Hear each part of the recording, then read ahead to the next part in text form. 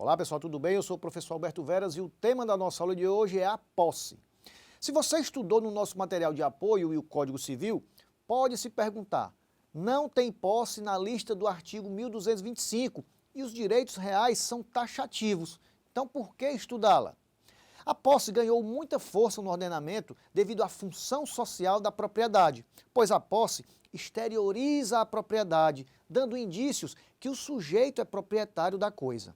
Assim, a posse, de um lado, reforça a propriedade, quando o proprietário possui a coisa, exercendo a posse direta ou indiretamente, isso se torna mais evidente. Por outro lado, a posse também mitiga a propriedade, quando o proprietário não a exerce. Dito isso, devemos conceituar o que é a posse. A posse é uma conduta que se assemelha à de dono, uma vez que o sujeito utiliza da coisa por sua conta e risco para o seu benefício próprio, além de exercer os direitos de proprietário. A posse é protegida para evitar a violência e assegurar a paz social, bem como porque a situação de fato aparenta ser uma situação de direito. Assim, é protegida não só a posse correspondente ao direito de propriedade e a outros direitos reais, mas como também a posse como figura autônoma e independente da existência de um título. O Código Civil adota, preponderantemente, a teoria objetiva da posse, e quem detém a posse é o possuidor, sujeito de direito que tem de fato o exercício pleno ou não de algum dos poderes inerentes à propriedade. O possuidor deve ter a conduta de um bom proprietário, tendo comportamento ético e social no exercício do seu direito e respeitando a função social da posse. Outro detalhe, a regra geral é que a posse somente incide sobre coisas corpóreas. Assim, são objetos de posse o domínio, os direitos reais que dele se desmembram e subsistem como entidades distintas e independentes, e os demais direitos que, fazendo parte do patrimônio da pessoa, podem ser reduzidos a valor pecuniário. E professor, quando a posse será adquirida? Conforme o Código Civil, a posse é adquirida desde o momento em que se torna possível o exercício, em nome próprio, de qualquer dos poderes inerentes à propriedade.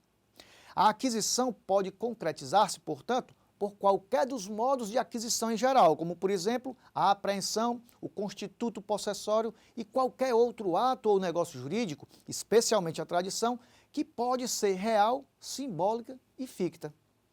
E quem poderá adquirir a posse? A aquisição da posse pode se dar pela própria pessoa, por seu representante ou por terceiro, sem procuração ou mandato, o chamado gestor de negócios, desde que haja ratificação posterior. Existem várias espécies de posse, conforme a legislação e a doutrina. O Código Civil distingue a posse direta da indireta, a posse justa da posse injusta e a posse de boa-fé da posse de má-fé. Existem ainda outras espécies, tais como a posse exclusiva, a composse e posses paralelas, a posse nova e a posse velha, e a posse natural em contraste com a posse civil ou jurídica. Em seu material de apoio, você vai encontrar as definições correspondentes a essas classificações. A posse transmite-se aos herdeiros ou legatários do possuidor, com as mesmas características. É o princípio da continuidade da posse. A posse do imóvel faz presumir, até prova contrária, a posse das coisas móveis que nele estiverem.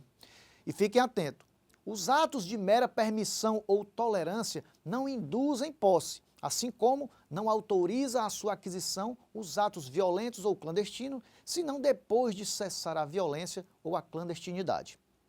A posse pode ser perdida? Sim, é possível. Perde-se a posse nas situações concretas nas quais o possuidor não tem condições de exercitar, como antes, a sua conduta de proprietário. Exemplificativamente, perde-se a posse pelo abandono, pela tradição, pela destruição da coisa, etc.